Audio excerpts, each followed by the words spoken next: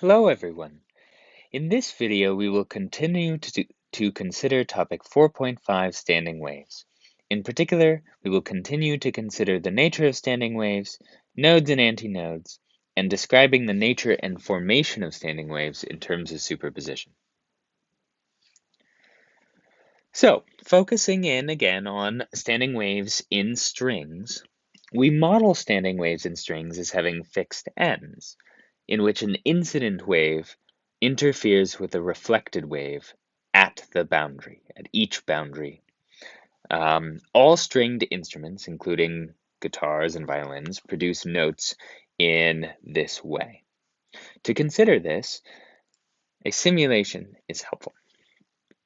So this was our standing wave, and you can see it has nodes at both ends as well as at 4 points along the middle, and then antinodes in between. To consider the formation of this wave, we first want to consider what it's made up of. And the way to do that is to consider first the wave produced in the string by the vibration generator. So this is what is known as the incident wave. You can imagine me starting the simulation, and the vibration generator has just begun to vibrate. It's going up and down on the left, and the incident wave travels along the string until it gets to the fixed end. However, at the fixed end, you get a reflected wave. So that originally red wave reflects at that fixed end boundary. Notice that there is a 180-degree or pi phase shift at that boundary for reasons discussed earlier. And so you have your incoming red incident wave and your outgoing blue reflected wave.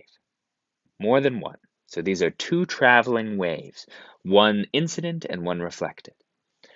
Now, consider the superposition of these two waves, and we'll do that in pairs. So, consider each point along this wave. Remember that the superposition of both waves can be used to figure out what the total wave is going to be in the string. At each point along the wave, you consider the amplitude of the blue wave and the amplitude of the red wave, and then whether they are constructively interfering in the same direction or destructively interfering in opposite directions. And the result is a standing wave.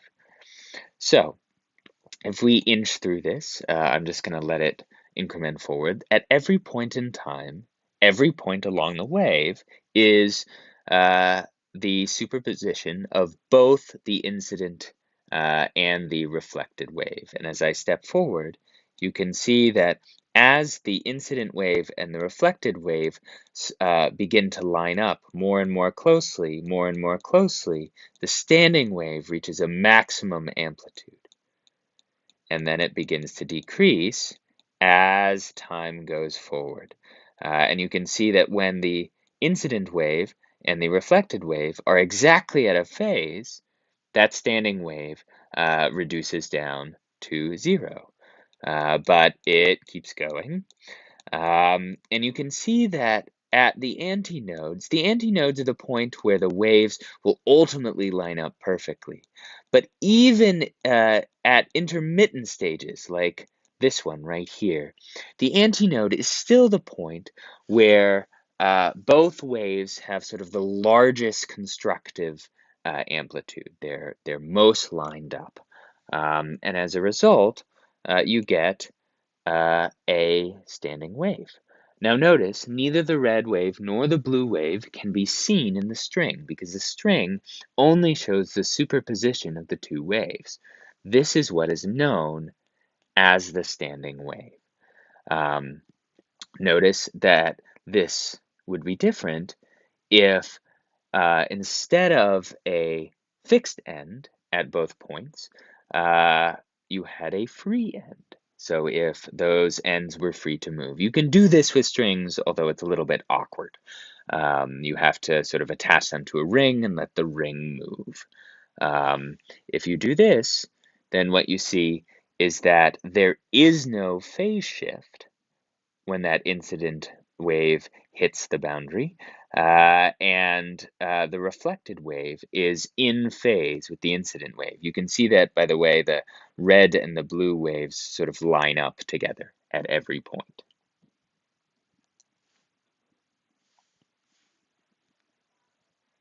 So, given that, we can then begin to discuss what those standing waves produce.